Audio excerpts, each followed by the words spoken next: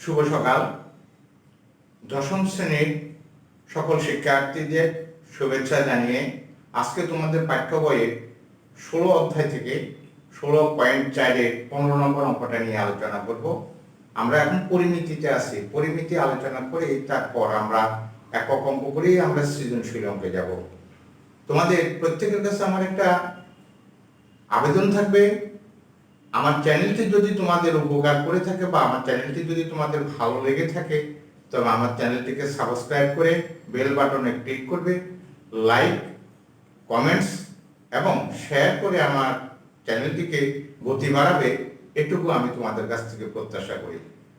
আসো আমরা এখন বোর্ডে যাচ্ছি। আমি বোর্ডে একটি অঙ্ক লিখেছি, সেই অঙ্কটি আমি এখন তোমাদেরকে সলভ করে দেওয়ার চেষ্টা করছি। প্রশ্নটি ছিল, একটি বেলুনের বক্রতলের ক্ষেত্রফল 100 বর্গ সেন্টিমিটার এবং আয়তন 150 ঘন সেন্টিমিটার। বেলুনের উচ্চতা ও ভূমির ব্যাসার্ধ নির্ণয় করো। বেলুনটা আমরা সাধারণত আমাদের আঁকা রুটি এগুলা যখন বেলে তখন আমরা সেখানে দেখেছি বেলুনটা সাধারণত এরকমই হয়। এখন এই বেলুনের আবার এদিকে একটা ডাটার মতো আছে, এদিকেও আছে। এটা হচ্ছে একটা বেলুন।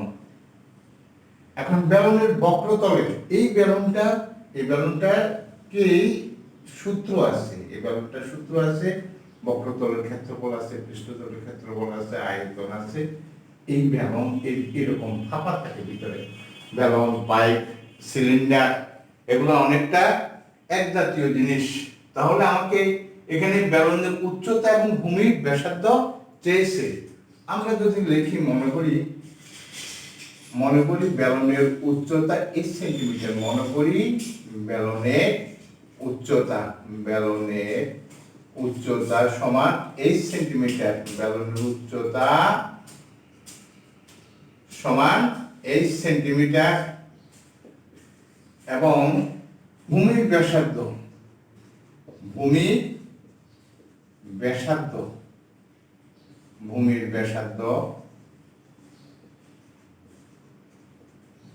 8 সেন্টিমিটার। আর তাহলে বেলুনের বক্রতলের ক্ষেত্রফল আর আয়তন আমরা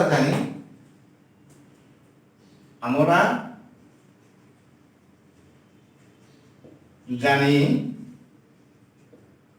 বেলুনের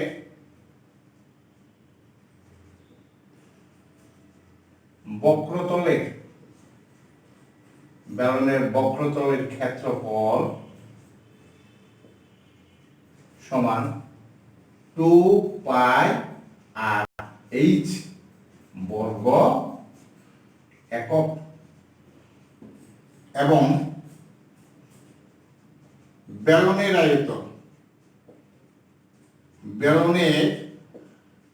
আয়তন সমান পাই আর স্কোয়ার এইচ ঘন একক।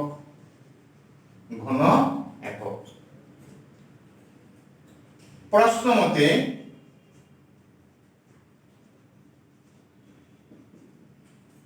বেলুনের বক্রতলের ক্ষেত্রফল 100, তাহলে 2 পাই আর স্কোয়ার 2 পাই আর এইচ ইজ ইকুয়াল টু 100 বর্গ সেন্টিমিটার। এটা হচ্ছে সমীকরণ 1। এবং বেলুনের আয়তন ঘন centimetre pi R square h is equal to 150 ঘন সেন্টিমিটার।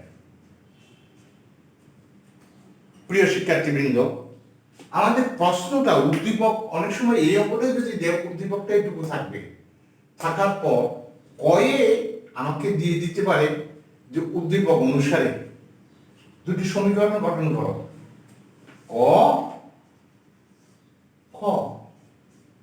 কর মধ্যে দিতে পারে উদ্দীপক অনুসারে দুটি সমীকরণ গঠন করো। তাহলে আমার দুটি সমীকরণ গঠন অলরেডি হয়ে গেছে। এখানে কয় উত্তর শেষ।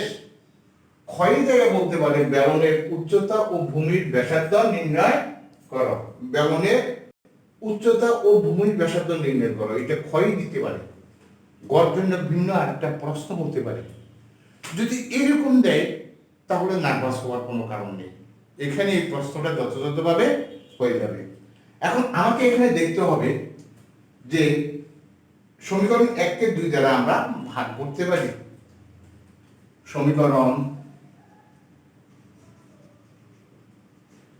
1 ভাগ 2 হতে 2 পাই আর এইচ, 2 পাই আর এইচ পাই আর স্কোয়ার এইচ, উপরে 100 নিচে 150, বা পাই পাই কাটা যাবে, আর এটাকে ভাগ করলে 8, এইচ এইচ কাটা যাবে, উপরে 2, 50 দ্বারা ভাগ করলে 2, উপরে 2, নিচে 3, নিচে 3।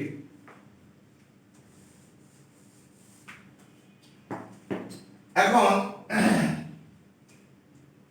উভয় পক্ষকে যদি আমরা 2 দ্বারা ভাগ করি, 2 দ্বারা ভাগ করলে কি হবে? 1/r is equal to 1/3। 2 দ্বারা কি হবে? 2 দ্বারা ভাগ করে সুতরাং r is equal to 3। সুতরাং ভূমির ব্যাসার্ধ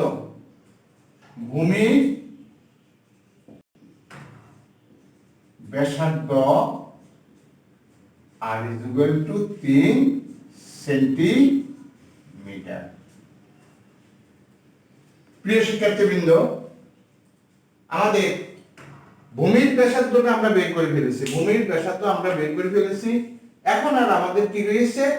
বেলনের উচ্চতা। যে কোনো একটা সমীকরণে, 1 নং সমীকরণে যদি আমরা r এর মান বসাই, আর 1 নং সমীকরণে যদি আমরা r এর মান বসাই, তাহলে h এর মানটা পেয়ে যাব।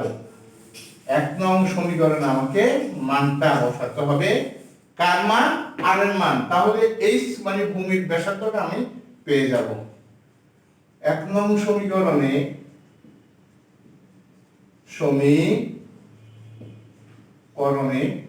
r এর মান বসাই, r এর মান বসাই। 1 নং সমীকরণটা ছিল 2 pi R h is equal to 100, বা 2 into পাই মান 3.1416, r এর মান 3 into h সমান 100, বা 3 দুগুণা 6, 6 ষোলো 96, 6 14 84, 3 6 18 into h is equal to 100। তোমরা নামতায় যদি এক্সপার্ট না হও, তাহলে মুখে মুখে না করে তোমরা 3.1416 ইন্টু 3 আর 2 গুণ করলে হবে 6। এই 6 দ্বারা গুণ করলে 18.8496 এসে যাবে, যেটা হতো আমার দীর্ঘদিনের চর্চায় হতো নামতা সম্পর্কে ধারণা আছে। তোমরা তো বর্তমান ডিজিটাল যুগের সন্তান, সুতরাং তোমরা ক্যালকুলেটরটাই দেখবে। বা h is equal to 18.8496, বা h is equal to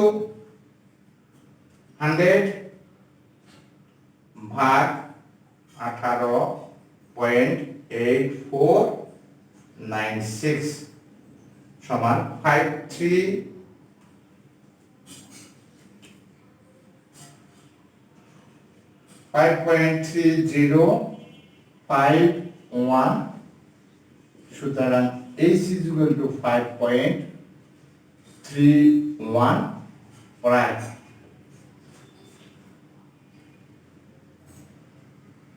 উচ্চতা, বেলনের উচ্চতা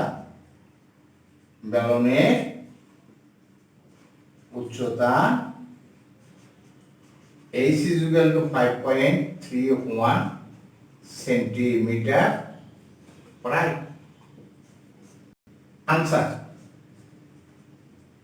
দুটো, একটা হচ্ছে ভূমির ব্যাসার্ধ r is equal to 3 centimetre, আর একটা হচ্ছে ব্যালনের উচ্চতা h is equal to 5.31 centimetre. আশা করি তোমরা খুব ভালোভাবে বুঝতে পেরেছো।